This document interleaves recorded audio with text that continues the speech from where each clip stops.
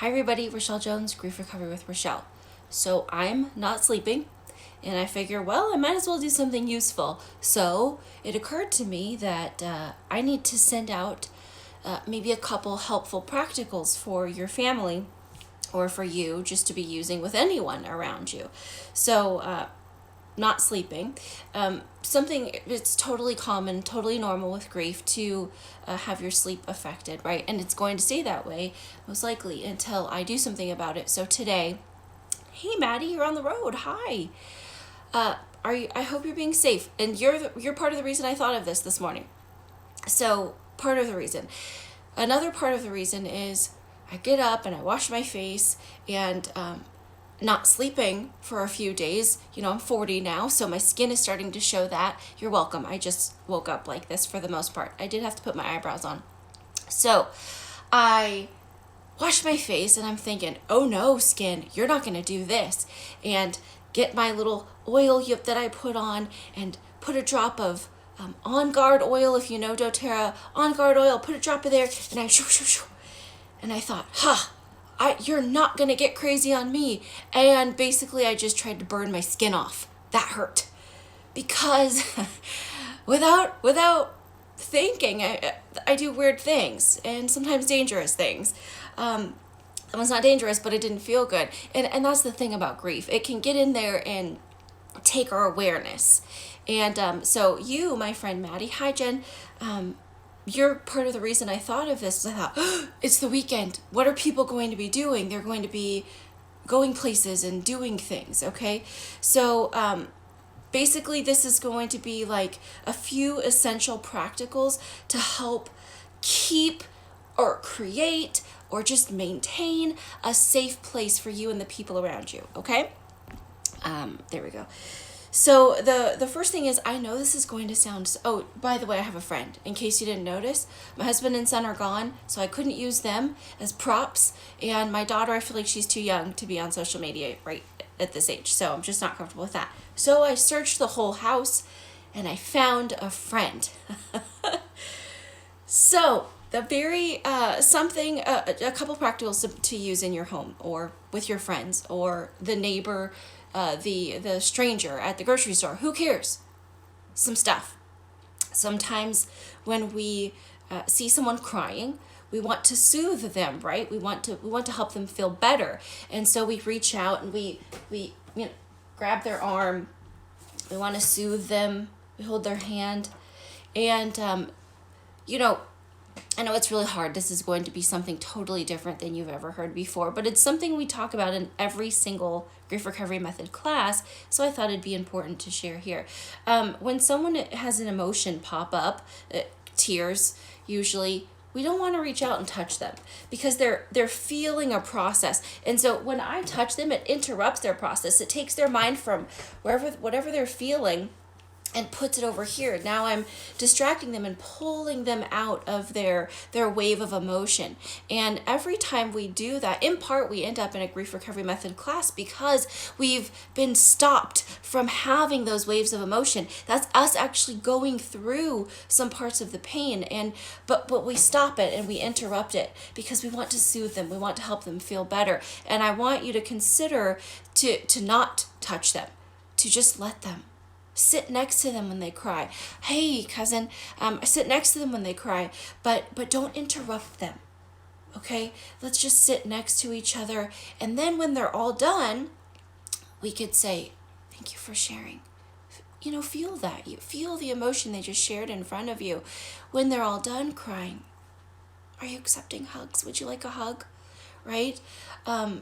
So for me personally, that's what's partly so challenging is all these people are having so much emotion and I just want to hug them, but I can't for when they're distant or, I can't reach through this and physically hug you, right? So anyway, after the emotion, you've sat with them, you did not touch them because we don't want to interrupt their process and make it about us.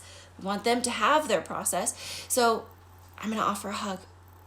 Are you accepting hugs? Would you like a hug? And give them permission to say no. But if they say yes, there's actually a specific way to hug. Did you know that?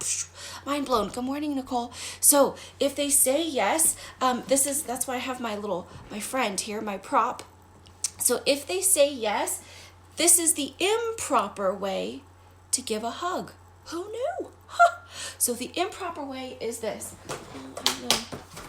I'm patting, right? I'm patting and I'm rubbing and I'm trying to soothe and come on, calm down. So I do not want to do that. Just like the tissue thing. Oh wait, did I say that? No, I said touching. I'm sorry. Similar concept, but we'll get there in a second. But when I hug them, I don't want to pat and rub and kind of burp like we would do with babies, right? Because again, it's pulling them out of their moment. So if someone says yes and accepts our hug, here's the proper way to hug them. We just want to hug them good and firm and tight. And we hug them heart to heart, good and firm and tight, until we feel their shoulders. That usually people kind of give this like releasing sigh, and you feel their shoulders let go. And when you feel their shoulders let go, that's how you know you gave them what they needed. You're holding the space for them. If you offered the hug, that means they're technically the griever in that moment, and you're holding the space for them. So when you hold the space, you like the Eminem prop. Thank you. I couldn't find anything else. I would have used my Ellie the elephant, but she's at the office. So anyhow, you're holding the space for someone else, and you want to hold it good and firm and still and tight, heart to heart, until they let go. Just be still. Get warm there. Because they need something from you, and you offered it, so give them what they need, right? Hold them firm and tight until you feel their shoulders let go, and then you let go. Nobody wants that creepy hug where you never let go, and nobody wants that weird, like, distant fingery hug. Nobody wants the side hug. If you're hugging for a heart reason, I hug everyone this way. I don't care who you are and where you're from. I'm going to hug you good and firm and tight if you allowed me to give you a hug. And I'm going to hug you until I feel your shoulders let go. Okay, that's actually a proper way to hug someone. Who knew, right? So you got to be conscious. Don't just zone out and be still. Okay, be still. Similarly, if someone's crying, we want to jump in and soothe them again, right? Here you go. Here's a tissue. And again, that's pulling someone out of their moment. In fact, I was speaking with someone yesterday who, when I said this in this group, they were like, I'm thinking of this situation when this happened before, and I wanted to it hurt him. He was angry in that moment, and he has every right to be, because what that's doing is making the moment about me. Here you go. I want to feel better about this situation, and I want to give you this. And it's out of love, guys. I get that. It's out of love, and we've been socialized with this the whole life. But here's what I want you to consider. Again, you're pulling people out of their moment. It's not helpful. It's not useful. Just have the tissues available within reach. Let people be responsible for grabbing their own tissue.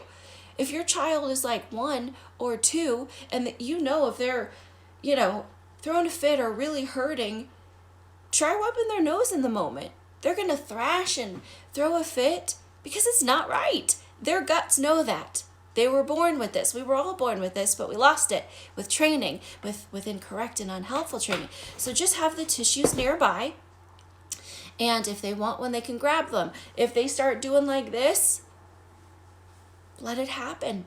It's their process. We don't want to interrupt it. We want people to sit with their emotions and flow through them. But we keep stopping them, and they linger. They last so much longer. They'll last for 20 years if you don't take proper effective action. And these are helpful tools to help you guys get started in your corner of the world, okay? So hugs, tissues, don't touch people when they're having their emotion. And the other most essential thing that came to my mind this morning is, hi, thanks for joining. The other most essential thing that came to my mind this morning is our mind. So when we are grieving, remember, grief is just the feelings you have, the emotions you have, the painful emotions you have because of loss or change. Again, we're all grievers right now. Even if you're in Timbuktu watching the news, you feel something and you have a little grief. You have a little less sense of safety when you walk out into this world. We're all grievers right now. Be kind to each other. Let's not point fingers and tear each other down, okay? A little extra grace for yourself, for others. But here's the thing. When you're driving, there are some times where you can't be in your grief. You can't be in the memories and the thoughts and the actions of your mind. You can't be with there. Driving is one of them. Talk about texting and distracted driving. There is, I think, not a whole lot more dangerous than griever's brain when we're behind the wheel. We go into the, if I would have known, or we're thinking of the thoughts, or we're thinking of the stories, or we're thinking of our direct experience, right? And that's not the time to do it. When you're on the road, you've got to have your mind on the road. And some ways to do that are to, I'm behind a red Toyota, I'm behind a blue Honda, I'm behind a silver truck, right? Call out specific things, even just quietly to yourself, and that will bring your mind back to the car, because that's where your mind needs to be. It's dangerous. I burned myself today because I wasn't thinking. It did. I felt like I was tearing off my skin. It was awful. So those are things we do. If we're cooking, we can burn ourselves, or we run into parked cars or walking people, or we when we're slicing things, we cut ourselves, or we fall downstairs because we're distracted. We run into the coffee table and tear up our shin. The coffee table's always been there. A trip going up a curb. The curb did not just appear. Okay, so these are things that can happen when we're grieving. And so pull yourself into the awareness. Okay, I see 1, 2, 3 pictures on the wall. I see, if I'm cutting, I'm going to count the slices. If I'm stirring something, I'm going to count the stirs, okay? Something to bring me back to that moment. If someone's talking, common for grievers, and this is big to look out for in homes and schools, our mind wanders, right? It's hard to focus. It's hard to concentrate. It's hard to find our way through the fog of our mind. So what to do in those moments if someone's talking is to, inside in yourself, repeat each word as it's spoken. Repeat each word as it's spoken quietly into yourself, and that will help you get back into the moment, okay? So there are a few practicals for you to be using. As the weekend is here, I want you to be safe. I don't want you to add grief. This is not the time to get into car accidents and hurt ourselves or hurt other people or just hurt our pride or our bank account, because crashes are expensive, insurance goes up, all of that, right? I hope that you find this helpful. I'll post this link again so we can share it from YouTube. Comment and tag your friends. Let's just look out for each other. Let's help each other be safe today. And for goodness sake, don't burn yourself and do things because your mind is full. So Eminem Guy and I say thanks for joining. I love you all. My heart is with you so much. Big hugs, everybody. Bye-bye.